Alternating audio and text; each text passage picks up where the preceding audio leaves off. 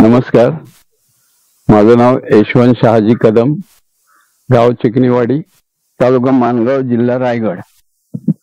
या गावामध्ये 70 वर्षापूर्वी माझा जन्म झालेला आहे आणि तेव्हापासून आजपर्यंत या गावामध्ये जे जे काही पाहिले डोळ्यांनी त्याचं मी तुम्हाला थोडक्यात सांगू शकतो। त्यावेळी जन्म घेतला आम्ही या गावामध्ये, त्यावेळी दिवाबत्ती नव्हती गावामध्ये। साधारण घासलेटची बत्ती वगैरे असं याच्यावर चालायचं सर्व व्यवहार इथे। शाळेत जाते वेळी आम्हाला रात्री अभ्यास करायला कसं मिळेल ह्याची काळजी होती। अशा बोटे आम्ही दिवसा कुठेतरी सावलीच्या ठिकाणी बसून अभ्यास करत होतो, असा हा प्रकार त्यावेळेचा आमचा होता। असे करत आम्ही शिक्षण घेऊन मुंबईला निघायची तयारी ठेवली। तत्पूर्वी आमचं गाव हे शेतकऱ्याचं गाव होतं। त्यावेळी एका घरामध्ये कमीत कमी 40-25 गुरं प्रत्येकाच्या घरी असायची। प्रत्येकाकडे नाचणी, वरी, भात, तीळ, ओळी असे पीक काढले जात होते आणि ते इतके जास्त प्रमाणात काढले जायचे की त्याची विक्री व्हायची, येणाऱ्या पैशातून घर खर्च चालायचा। त्यावेळी मुंबईला वास्तवात कमी लोक होती नोकरीसाठी जाणारी, इथेच सर्व प्रपंच सुखाने नांदत होते। कालांतराने शिक्षणाची ओढ वाढली, शिक्षण होत गेले, लोक नोकरीला निघाली, पूर्ण गाव हळूहळू कमी होत गेला। परंतु आमच्यासारख्यांना असं वाटत होतं की ह्या गावामध्ये आम्ही मुंबई शहर पाहिल्याच्या नंतर गावाची ओढ होती, तर गावामध्ये काय असायला पाहिजे हा प्रथम आम्ही अभ्यास केला तिथे। मग त्याच्यानंतर गावाला अंधार आहे, तिथे लाईट पाहिजे।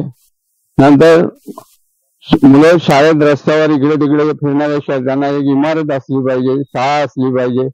पूर्वी 4थी पर्यंत शाळा होती, नंतर 7वी झाली, नंतर 12वी पर्यंत इथे शिक्षण, 10वी पर्यंत शिक्षण झालं। अशी शिक्षणाची गती वाढत गेली। त्याच्यानंतर हळूहळू इथली जे शिकलेली मुलं आहेत ती निघून मुंबईला गेली नोकरीच्या शोधामध्ये।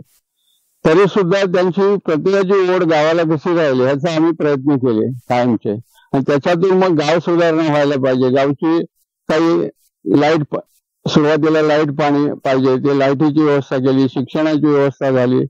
गावात पंचकृषी असल्यामुळे एकच मंदिर पूर्वी होतं, त्या मंदिराची देखभाल पंचकृषीतून होत होती। त्यावेळी पैसे नव्हते, मग त्याची देखभाल करणाऱ्याला धान्य दिलं जात होतं, दाढी केस करणाऱ्याला धान्य दिलं जात होतं। असं सर्व ठिकाणी पैशाचे अभाव होते, ते धान्य दिलं जात होतं। अशा काळातून मग हळूहळू गावामध्ये प्रत्येकाला कुठेतरी सुधारणा व्हायला पाहिजे असे सर्व एकत्र यायला लागले।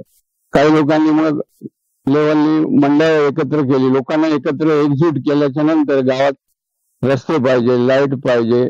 मग वाडीवर एकच मंदिर 7 गावात असल्यामुळे प्रत्येक वाडीवर जाण्यासाठी अभाव असेल, म्हणून आम्ही एक प्रत्येक वाडीवर मंदिर होते, तर आम्ही सुद्धा चिकनी वाडीवर एक दत्त मंदिरची स्थापना करायचं ठरवलं आणि ती 1987 मध्ये स्थापना केली मंदिराची। आणि ते आज त्यावेळी आम्ही त्या मंदिराची दत्त जयंती म्हणून साजरी करतो।